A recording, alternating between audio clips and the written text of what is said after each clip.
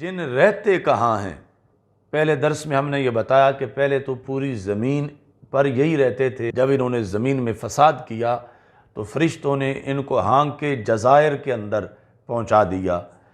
سمندروں کے اندر جو جزیرے ہیں وہ ان کی جگہیں،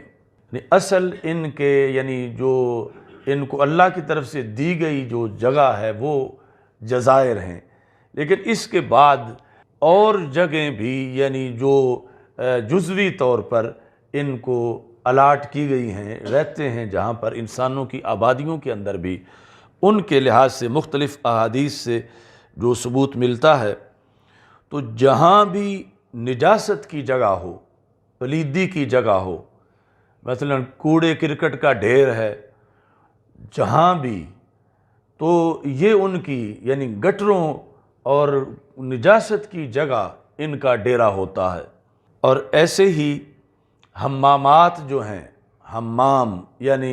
جہاں بندہ کپڑے اتارتا ہے، ایسی جگہ یہ چونکہ ہے شیطان اور جنیت اس میں ہے، اسی وجہ سے حمام میں نماز پڑھنے سے روکا گیا۔ وہ حمام جو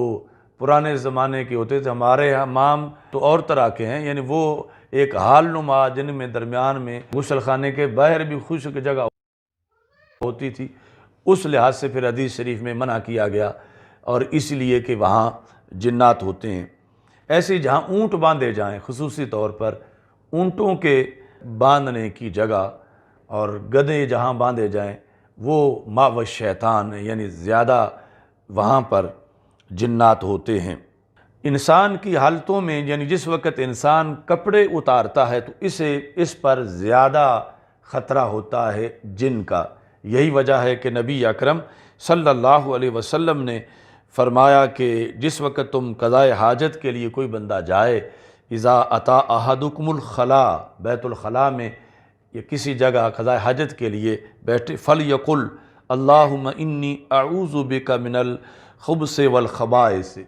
کہ اے اللہ میں تجھ سے پناہ مانگتا ہوں خبث اور خبائث سے۔ تو چونکہ اس وقت بھی یہ خطرہ ہوتا ہے کہ وہ انسان کی شرمگاہ کے ساتھ کھیلنا شروع نہ کر دیں، تو اس سے پہلے رسول اکرم صلی اللہ علیہ وسلم کی طرف سے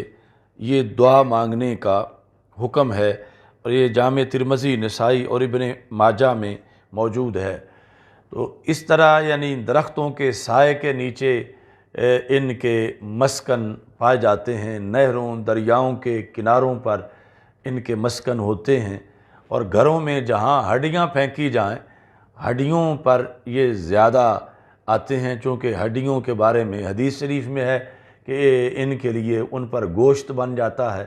اور انہوں نے رسول پاک صلی اللہ علیہ وسلم سے یہ منظور بھی کروایا تھا کہ یہ ہڈیوں کو کوئی استنجا وغیرہ میں استعمال نہ کرے، کہ یہ ہماری خوراک ہے۔ ایسے ہی رنگوں میں سے جو بالکل سرخ رنگ ہے، اس کے لحاظ سے ان کا زیادہ ان کو پسند ہے، اور آنا جانا ان کا اس وجہ سے ہو سکتا ہے۔ باقی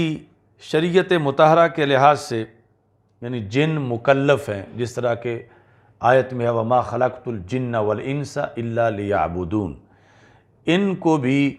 مکمل احکام دیے گئے ہیں۔ قرآن مجید برہان رشید میں اس لیے ہی بار بار کہا گیا ہے فَبِأَيِّ آلَاءِ رَبِّكُمَا تُكَذِّبَانِ، کما ضمیر جو تثنیہ کیا، یہ جن اور انسان دونوں کو بار بار خطاب کیا گیا کہ اللہ کی اتنی نعمتیں ہیں، اور تم پھر نعمتیں سب کچھ لے کے ان نعمتوں کو جھٹلا رہے ہو، تو تم حق ادا کرو اللہ کا کہ بندگی کی وجہ سے۔